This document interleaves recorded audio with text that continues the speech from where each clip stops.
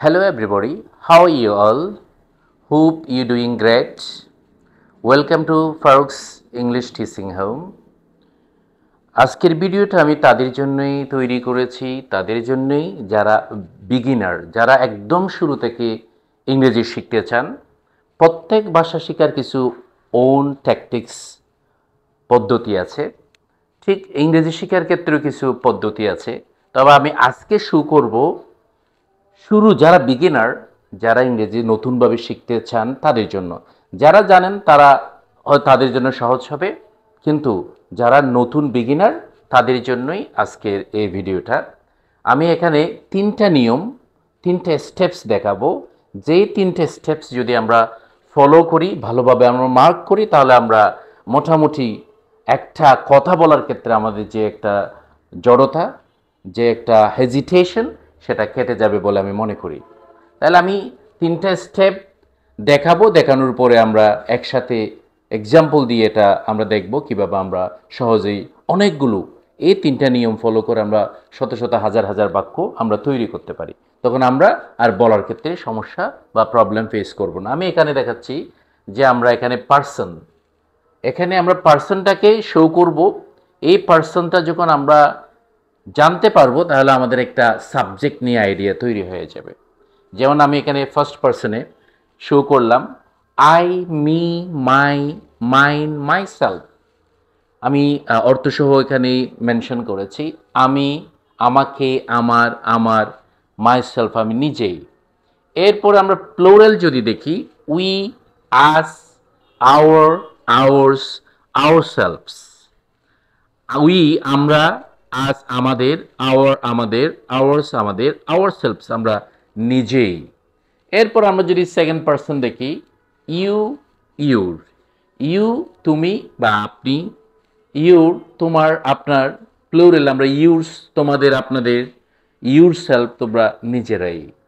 এরপর আমরা যদি থার্ড পার্সন দেখি হি ম্যাসকুলিন, সে বা তিনি, হিম তাকে, হিজ তার, শি ফেমিনিনকে আমরা ইউজ করে থাকি সে, হার তার বা তাকে, হার্স তার, হারসেলফ সে নিজেরাই, ইট এটা, ইটস এর, ইটসেলফ নিজ বা নিজেই।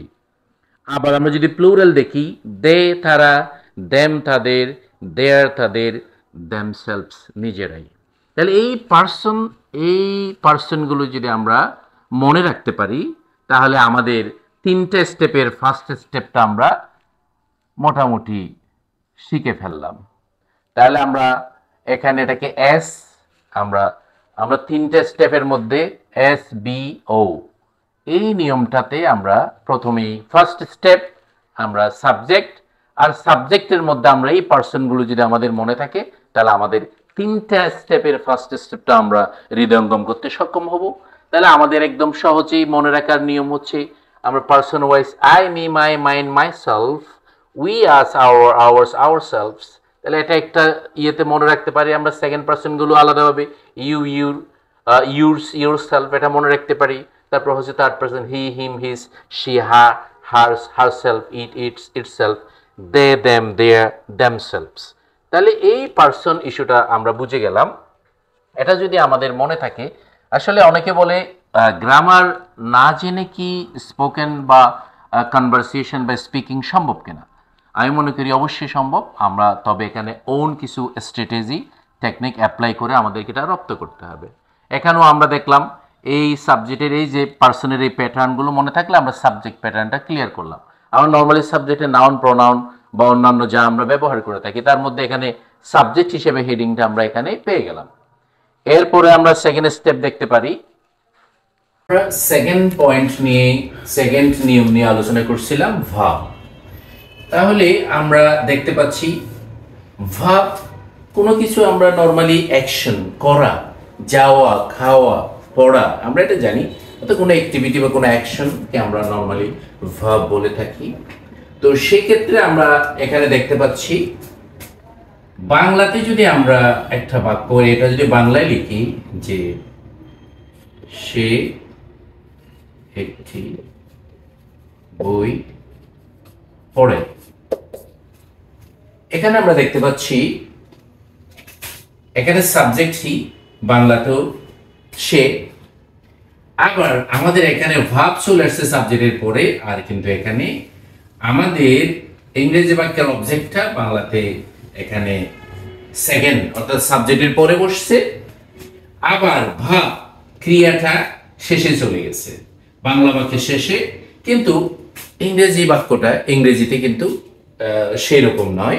ইংরেজিতে দেখা যায় সাবজেক্ট, সাবজেক্টের পরে ভাব, তারপর অন্যান্য অবজেক্ট কমপ্লিমেন্ট বা আদার্স এগুলো থাকে।